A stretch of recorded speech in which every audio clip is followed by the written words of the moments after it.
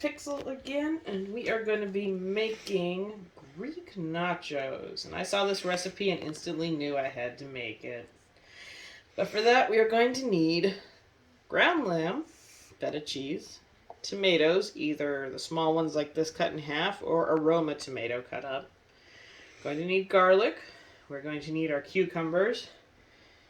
We're going to need that Greek yogurt sauce. That name is unpronounceable. Tzatziki. Unpronounceable. Anyway, we're going to need some red onions. And last but not least, we're going to need some pita chips. So, you know the drill. Let's get going.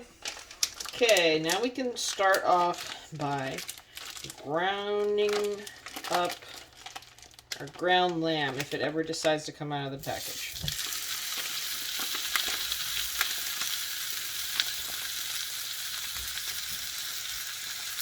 There we go.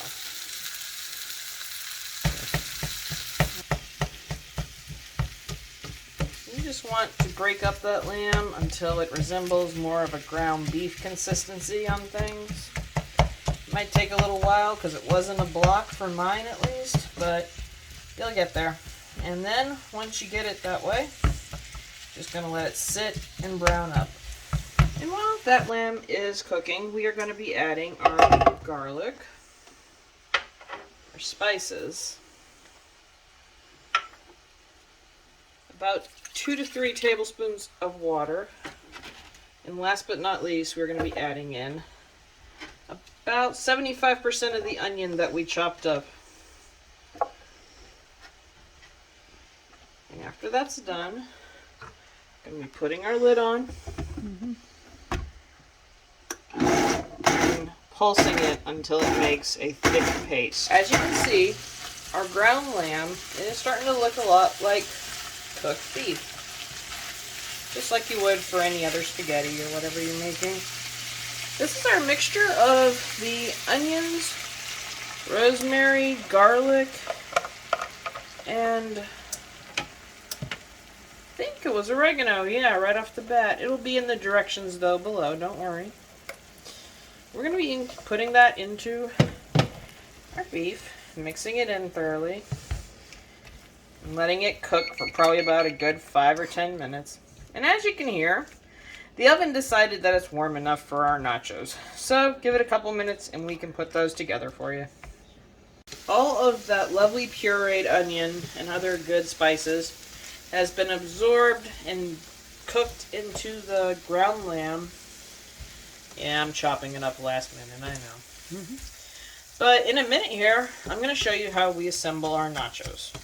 And the part that we're going to have to put in the oven for about 10 minutes, and then what else we got to do. So, let's go. Okay, the first thing we're going to need to do is take these pita chips that we bought. And if you really want to use just nacho chips or tortilla chips, feel free. But we found pita chips, like the recipe called for, and we're going to be using those. Sorry if it's noisy spreading them out.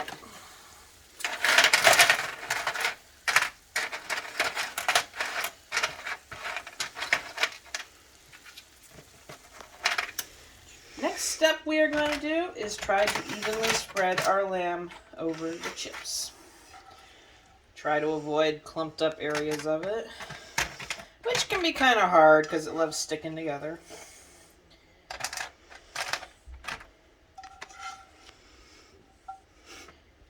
That was forgive me, guys. I'm gonna have a few little things. Alright.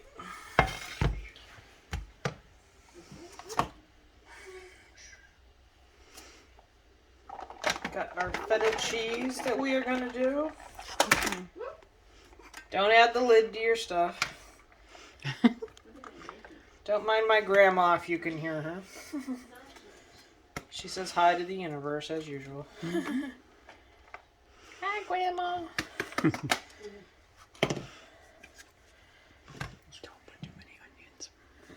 We're just going to put a handful of onions on top.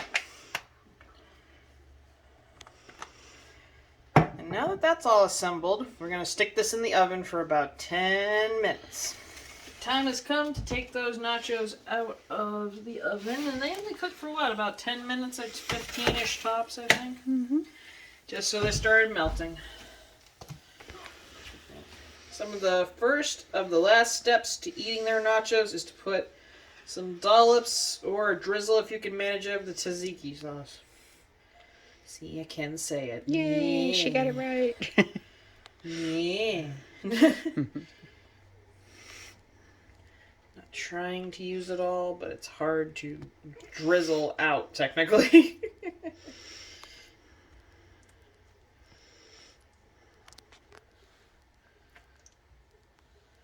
One more, we should be okay. Save a little for some dipping afterwards. Next, we're going to sprinkle our cucumber over the top. I don't know how little or much you want of cucumber, but got our half pieces all ready. And the last thing before we get to taste it is we're going to put these beautiful tomato halves that we cut up on here. Give it a nice crisp flavor. Fresh veggies always work with those. Alright, it is time to try it out. So let's dish them up and see how it goes. Well, it's time to taste our Greek nachos. The camera lady is going to get some too, because she's been a good girl. Oh, yeah. And here we go.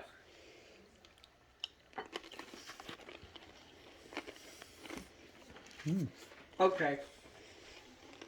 That really does taste like a gyro, kind of. It does. Has all the components of it. Mm-hmm. Yep. Very good, though. And I like how the pita bread has been a little softened by the oven and the ingredients that were put on it. Yeah, so it's not as crispy, break your teeth kind of hard. Exactly.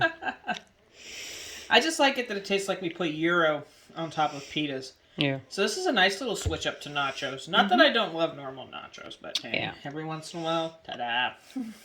Healthy nachos are not too bad. Oh, these are pretty cool. All right, well, you know how it goes. If you try this out or something like it, let me know in the comments. Leave a like, leave a comment about whatever you liked about this video. And I will see you in the next video. Bye. Bye, folks.